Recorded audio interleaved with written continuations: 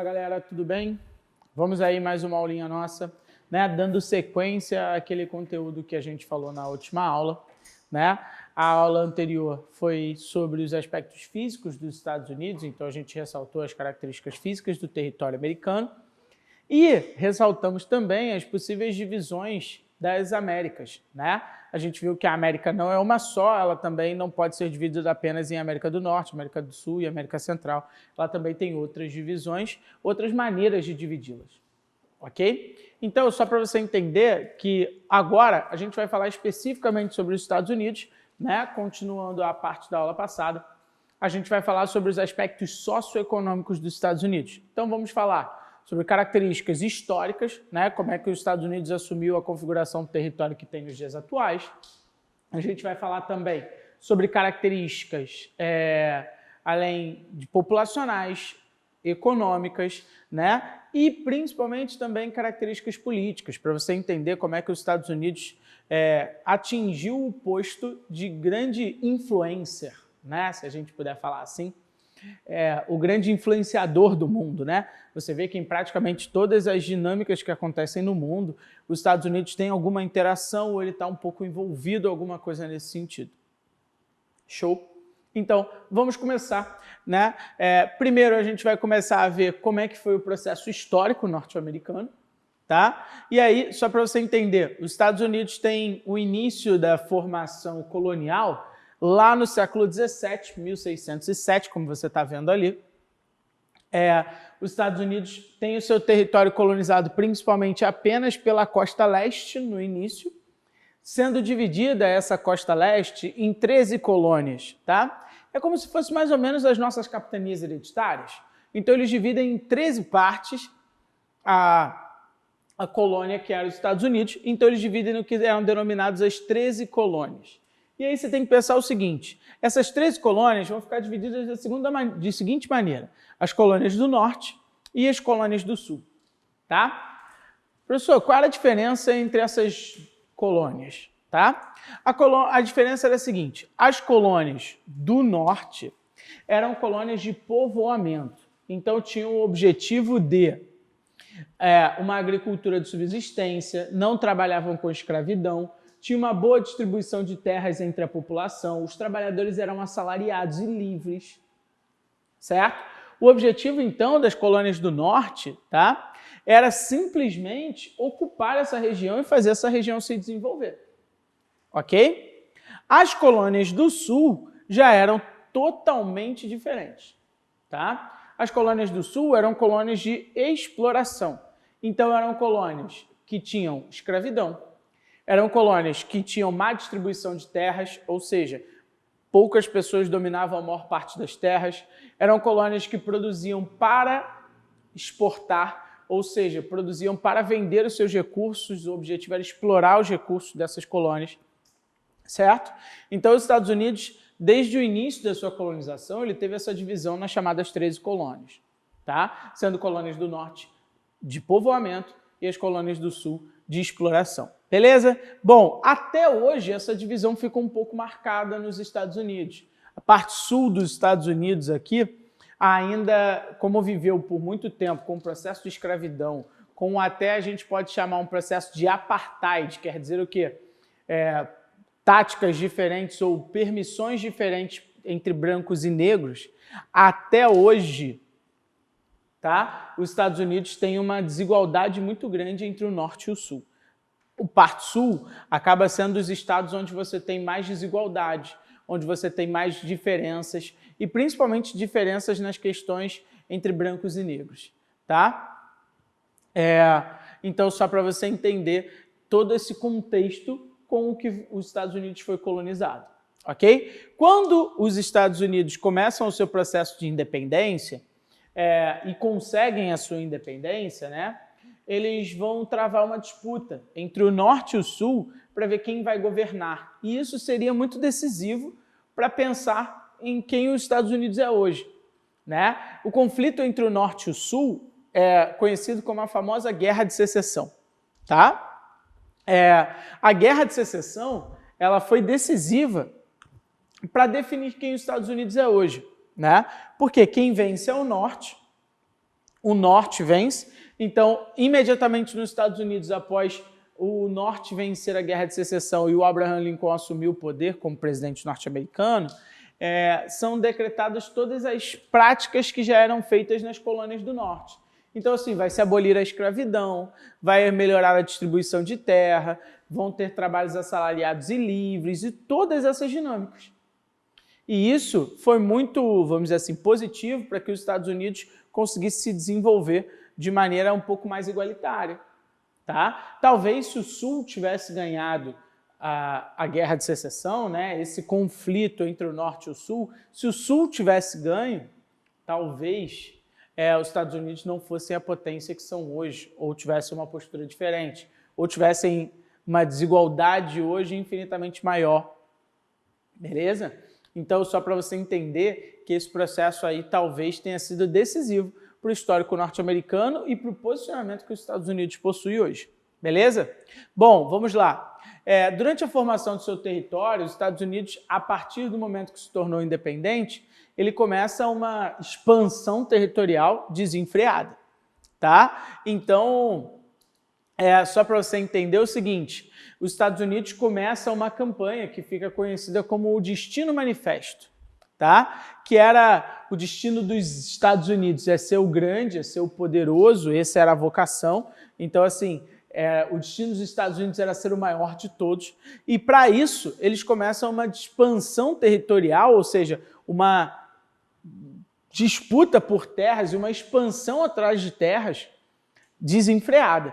Então, a gente pode denominar esse Destino Manifesto como sendo um processo de marcha para o oeste. O Destino Manifesto também vai ser conhecido através dessa marcha para o oeste, porque você vê que as 13 colônias elas ficavam só nessa parte. E aí os Estados Unidos, depois de independentes, iniciam uma verdadeira marcha na direção oeste para dominar e conseguir controlar a maior parte dos territórios possíveis. Tá? Então, eles vão adquirindo territórios que antes eram inexplorados ou que tinham indígenas, etc., etc., tá? Conseguem territórios, compram junto à França, porque a França, quando coloniza o Canadá, domina algumas áreas dos Estados Unidos, né? Então, eles compram territórios junto à França, continuam avançando na marcha para o oeste e compram territórios junto ao México, ou travam batalhas, ou fazem artimanhas para conseguir dominar territórios do México, e você vê que são 2, tá? E acaba dominando outros territórios ingleses em um segundo momento. Ou seja, e a Flórida acaba sendo comprada junto à Espanha. Ou seja, os Estados Unidos travam uma verdadeira disputa para expandir o seu território e ter o máximo de território possível, tá? O Alasca também, que nem é conectado efetivamente ao território norte-americano, né? Mas o Alasca acaba sendo adquirido da Rússia em 1867 e o Havaí acaba sendo dominado e adquirido junto ao Japão em 1898. Só para você entender que a vocação dos Estados Unidos para expandir o seu território acaba sendo o grande objetivo durante o período do Destino Manifesto. Tá? Ou seja, o século XIX para os Estados Unidos acaba sendo o grande momento em que ele expande o seu território o máximo possível e tenta mostrar que tinha muita força e muito poder. Hoje os Estados Unidos, então, têm essa dimensão territorial gigantesca, né? Sendo um dos maiores países do mundo em função de toda essa expansão que ocorreu. Beleza? Era considerado justamente que a expansão era justamente para ter o mínimo de ameaças possíveis ao seu território. Então, assim, se eu adquirisse os territórios junto à França, junto à Espanha, junto aos ingleses, no futuro os americanos acreditavam que eles correriam menos riscos de serem invadidos, de terem o seu território colocado em risco. Tá? O processo é o seguinte, durante esse período, só para você entender, durante esse período da expansão, os Estados Unidos vão travando verdadeiras batalhas contra os indígenas que existiam na região e vão fazendo verdadeiros genocídios dos indígenas, ou seja, matando os inúmeros indígenas que existiam nas regiões com essa dinâmica. A gente vai ver um pouquinho mais à frente como é que isso acontece, tá? Só para você entender, essa frase é muito clássica, né? Pobre México, tão longe de Deus e tão perto dos Estados Unidos. Isso significa que o México acabou perdendo uma série de territórios para os Estados Unidos. Aqui você vê a ideia de cedidos, aí aqui tomado, ou seja, o México trava uma série de guerras com os Estados Unidos e acaba sofrendo pressão norte-americana por uma série de territórios, tá? E perde muitos territórios para os Estados Unidos, como a gente consegue ver aqui. Ou seja, o território mexicano era muito maior do que é nos dias atuais, certo? Um desses tratados é o Tratado de Guadalupe Hidalgo, que, por exemplo, foi o que permitiu ali ceder o território do Novo México, certo? Então, só para você perceber, o México antes e depois, né? Ou seja, como o México perde muito território para os Estados Unidos. Beleza? Nesse processo de formação territorial e no Destino Manifesto, na Marcha para o Oeste, foi essencial esse Homestead Act, que é o que diz, né?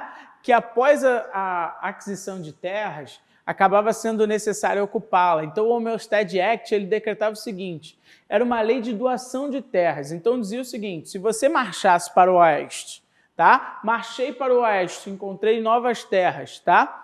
Eu poderia dominar essas terras e essas terras passavam a ser minhas, certo? Ou seja, era simplesmente permitir a distribuição de terras gratuitas, tá? Para os estrangeiros e principalmente para os americanos, ok? Bom, o problema é o seguinte: como isso acaba liberando a aquisição de terras e o Destino Manifesto pregava a ideia de que Deus deu essa possibilidade aos americanos e que os americanos iam dominar o mundo, dominar o mundo um pouco demais, mas que os Estados Unidos tinham o destino de serem grandes, etc., etc., os indígenas não eram considerados parte desse plano, né? Então, quando o Homestead Act é declarado, é uma lei que permite essa lei que permite o domínio sobre terras, os indígenas acabam sofrendo muito. Por quê? Como muita gente começa a marchar para o oeste na busca por novas terras e principalmente na busca por riquezas como ouro e outros minérios, né?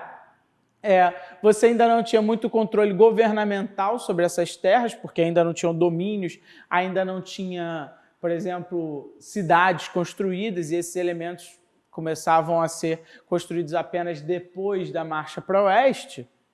Imagina que era como se fosse uma terra sem lei, né? Ou seja, a galera chegava, havia terras, mas tinha índios ou indígenas ocupando aquela região, simplesmente se cometia o genocídio, matava-se esses índios para dominar essas terras, tá? Então, os Estados Unidos praticamente promoveu o genocídio da população indígena norte-americana. Então, assim, se hoje no Brasil a gente tem pouquíssimos indígenas, os Estados Unidos tem muito menos, né? E o curioso ou não, né, é que quem promoveu esses genocídios efetivamente não foram os colonizadores, né, como no caso do Brasil.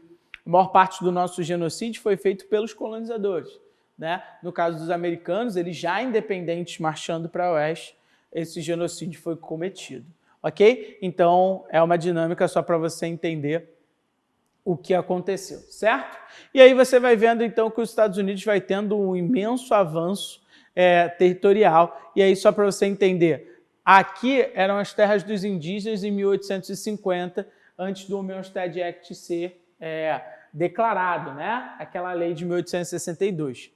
Após o Homestead Act, você vê que as terras indígenas começam a diminuem cada vez mais. E em 1990, elas praticamente inexistem ou são muito pequenas, né?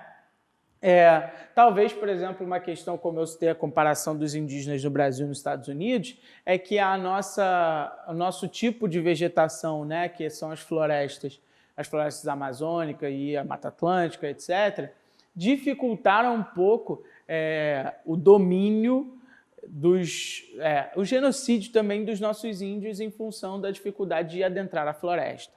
Então, assim, no caso dos Estados Unidos, como a vegetação não era tão densa, como eles não apresentavam tanta dificuldade, foi muito mais fácil invadir e promover esse genocídio da população indígena. tá? Então hoje essas reservas federais que sobraram, quer dizer o que os Estados Unidos criaram como se fossem áreas de preservação da população indígena, tá? Isso é só para você entender como é que os Estados Unidos adquiriu todo esse território, que ele desde o início não era desse tamanho e que ele foi construindo o seu território ao longo do tempo através de invasões, conflitos, compras e diversas ações que promoveram essa expansão do território. Beleza? Então lembre-se do Destino Manifesto, que promoveu a chamada Marcha para o Oeste e expandiu o território norte-americano. Tudo bem? Agora a gente vai entender um pouquinho como é que é o processo econômico nos Estados Unidos. Então a gente vai ver os dois principais setores da economia, né, que são as partes agrícolas e as partes industriais, tá? Bom, de cara, você tem que saber que os Estados Unidos é muito estratégico para muitas coisas, né? Primeiro de tudo, a parte agrícola norte-americana, ela é muito bem desenvolvida, né? E ela é muito bem dividida. Você vê que os Estados Unidos, ele divide a sua produção agrícola pelos chamados cinturões. Então, eu tenho cinturões de áreas de produção, ok? Então, por exemplo, eu tenho o cinturão, vamos dizer assim, aqui, né? Estão vendo esse cinturão rosinha? O cinturão do trigo, né? Que é o Wheat Belt. Aí eu tenho o cinturão do milho, que é o Corn Belt, tá? Aí você tem o cinturão dos laticínios, tá? Ou seja, que é o Dairy Belt. Só para você entender o seguinte, os Estados Unidos divide essa prática, divide por cinturões, de maneira estratégica. Por quê? Porque aí ele sabe que ele vai ter um pouco de tudo, né? Ele não fica especializado em produzir só algumas coisas. Ele tem um pouco de tudo para atender o seu mercado interno, né? E, em caso de alguma dinâmica que o mundo se feche, que ele não tem um comércio, ele consegue ser autossuficiente, ele consegue produzir para ele próprio, tá? Óbvio que nos dias normais, que em condições normais, eles exportam muitos produtos, tá?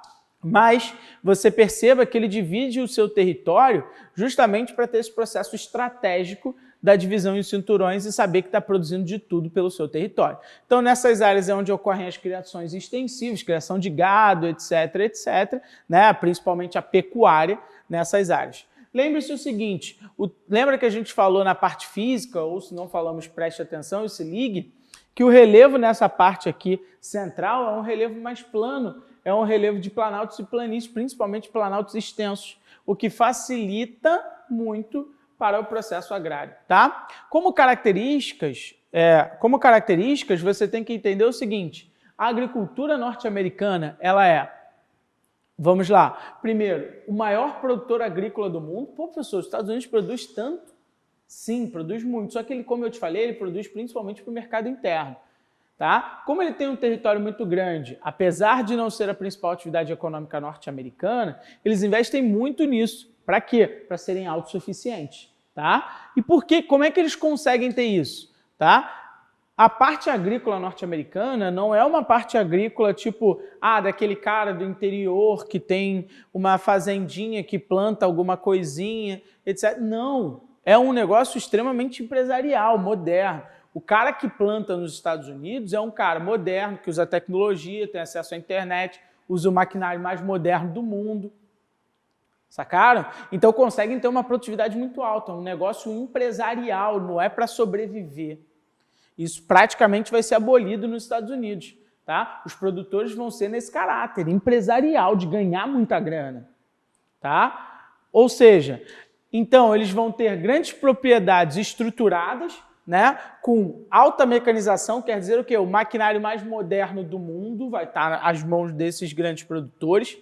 Eles vão usar o máximo de tecnologia com insumos agrícolas, ou seja, agrotóxicos, fertilizantes, tudo de mais moderno para conseguir ter a maior produtividade possível, tá? Vão usar pouquíssima mão de obra, então assim, você vai ver que as fazendas americanas acabam sendo muito grandes, mas usando pouquíssima mão de obra, justamente porque eles são pouquíssima mão de obra, porque eles são muito mecanizados. Então, assim, você vê que na maioria das vezes as fazendas acabam sendo até produções familiares, tá? Ou seja, a agricultura americana a gente pode dizer que ela é dividida em grandes e médias propriedades familiares, Tá? Caraca, professor, é um negócio familiar? Sim, mas é um negócio familiar extremamente moderno e empresarial.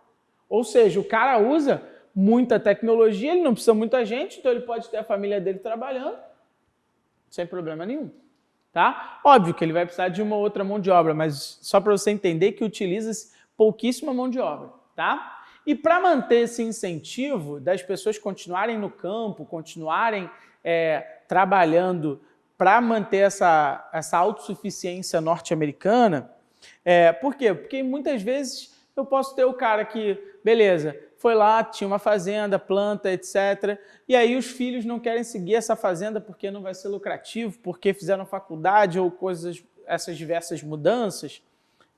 Para manter essas pessoas atuando dessa maneira, com essas fazendas e manter a autossuficiência americana, os Estados Unidos promovem forte protecionismo para os produtores. Quer dizer o quê? Produtos que vêm de fora dos Estados Unidos são taxados, ou seja, acabam recebendo altos impostos. E aí esses produtos acabam chegando mais caros, os que vêm de fora. Então, os que acabam sendo vendidos são os produtos norte-americanos. Né? Além disso, o governo fornece muitos subsídios, quer dizer o quê? Empréstimos, né? Incentivos financeiros para esses grandes produtores, para eles sempre estarem se modernizando, sempre estarem adquirindo novos maquinários e aumentando a sua produtividade. Beleza? Só para você entender, então, que existe uma estratégia norte-americana para que a galera continue nessa vibe, para que os Estados Unidos continue sendo autossuficiente. Tá? Então é meio que um processo estratégico nesse sentido, beleza? Então lembre-se que essa organização vem desse pensamento, tá? Dessa divisão de cinturões. Só para você entender como é que funciona mais ou menos, né? Corn Belt, o cinturão do milho, você vê simplesmente ali uma fazenda, uma grande propriedade e vai usar sempre muitos maquinários, você praticamente quase nunca vai ver trabalhadores pegando as coisas na mão, como na maioria das vezes acontece nos processos agrícolas. Beleza? Então, só para você entender que eles são os maiores produtores agrícolas do mundo. Porém, eles não ganham esse destaque no mundo porque eles não vendem para fora. Então, por exemplo, o Brasil ganha destaque em sendo o maior produtor de carne do mundo. Beleza, por quê? Porque a gente vende a maior parte disso. E aí ganha destaque como sendo o maior exportador de carne do mundo. Né?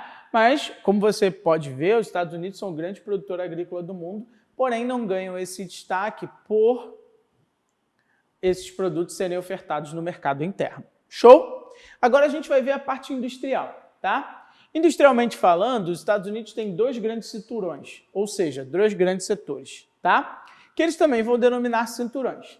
A parte leste, que é o chamado Manufacturing Belt, aqui o nomezinho simpático, ou seja, cinturão da manufatura, na tradução, e o Sunbelt, tá? Que é o cinturão do sol, beleza? Esses dois cinturões são as grandes áreas de desenvolvimento industrial norte-americano, tá? O Manufacturing Belt foi a primeira área do cinturão norte-americano. Você vê que o seguinte, primeira área a se industrializar nos Estados Unidos, e você vê que está justamente na parte norte, na parte que era a colônia de povoamento, lembra? Talvez isso já te mostre aquela questão da desigualdade, lembra que eu falei que até hoje ainda se mantém? Ou seja, além disso, essa região ela foi muito desenvolvida durante a segunda Revolução Industrial. Então, a gente tinha as grandes fábricas fordistas, aquelas grandes fábricas que eram sinistras durante a segunda Revolução Industrial. Então, a gente pode dizer que o berço da segunda Revolução Industrial começa aqui, nesse cinturão, no chamado cinturão da manufatura. Beleza? Esse cinturão da manufatura apresentava os grandes lagos, que era uma fonte de água muito importante, e além disso, apresentava muitas riquezas minerais, como minério de ferro, aço, carvão, etc. Todos esses elementos eram encontrados ali naquela região. Beleza? Então, foram condições básicas para começar a se desenvolver.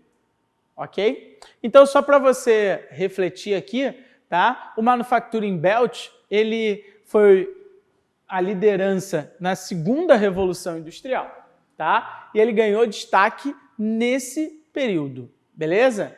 O que começa a acontecer? Essa área, então, começa a ter as grandes cidades norte-americanas, você começa a perceber até aqui pelos nomes, Boston, Nova York, Pittsburgh, Chicago, Detroit, ou seja, as grandes cidades, grandes metrópoles norte-americanas se desenvolveram nessa área do Manufacturing Belt. Chega um momento na história que essa área começa a ficar muito cheia, né? Começa a ficar muito cara, começa a não ter mais tanto espaço para se desenvolver, beleza?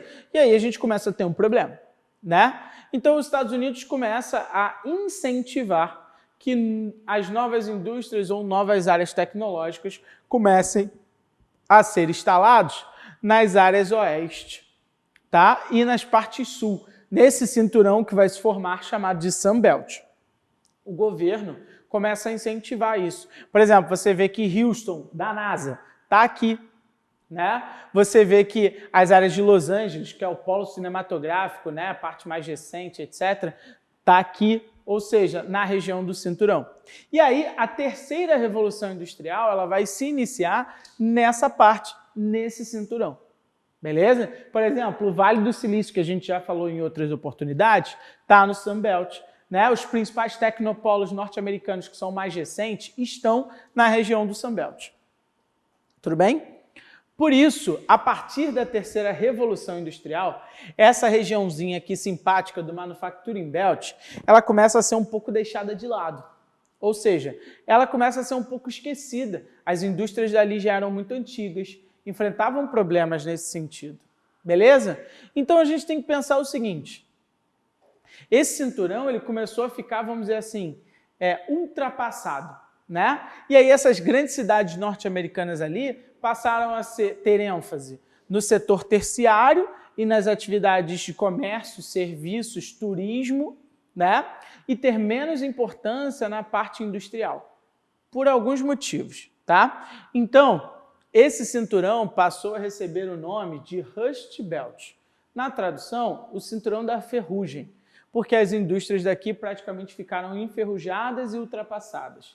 Então, a maior parte delas ou foi embora dos Estados Unidos, tá? E aí, quando foi embora dos Estados Unidos, né, foi produzir em países como o México, como a China, ou áreas do Sudeste Asiático, ou a Índia, né? Então, por isso, esse cinturão acabou sendo o cinturão da ferrugem.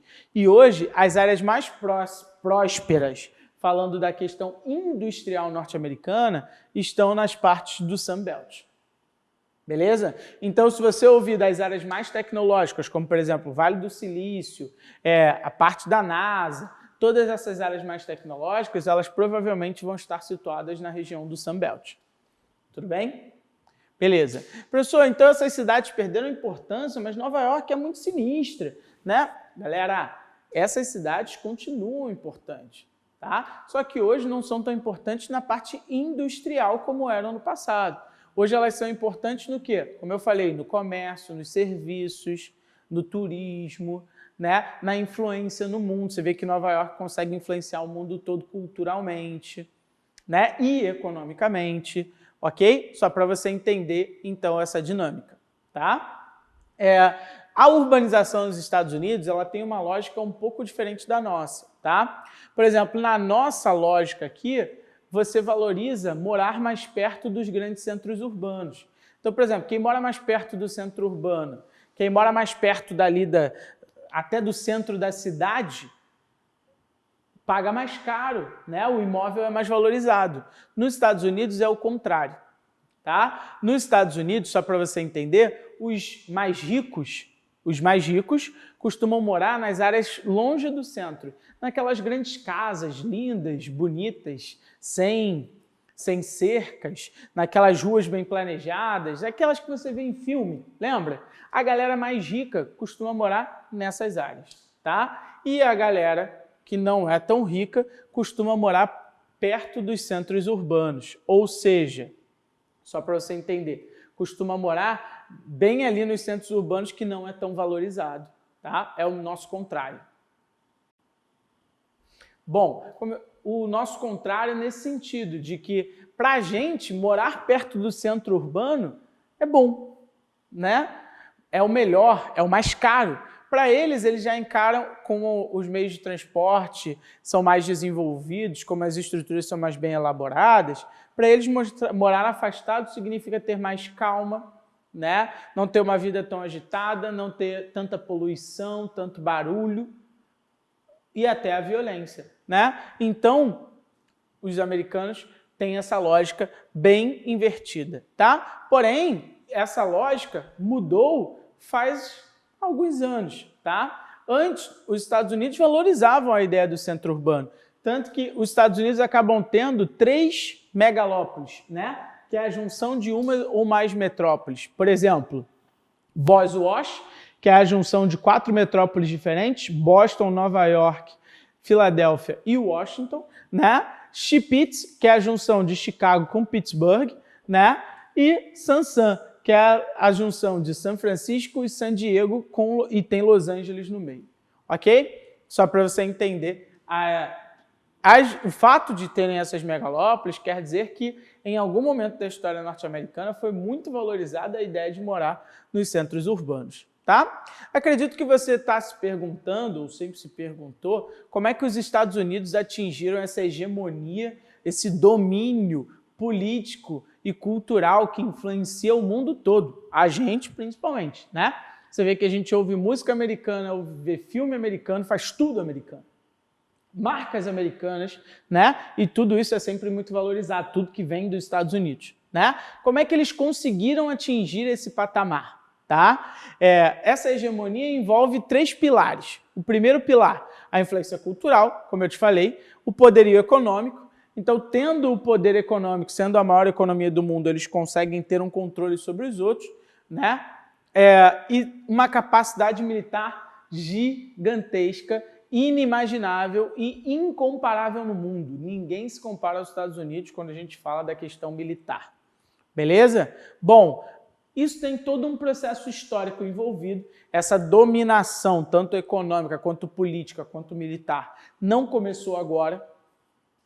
Tá? Essa dominação já vem de muito tempo, foi toda uma história construída pelos Estados Unidos, ok? Bom, essa história começa em 1823, na chamada Doutrina Monroe, que era a ideia da América para os americanos, tá? Por exemplo, como os Estados Unidos foi um dos primeiros países da América a se tornar independente, né? Foi o primeiro a ser independente efetivamente, qual é o pensamento?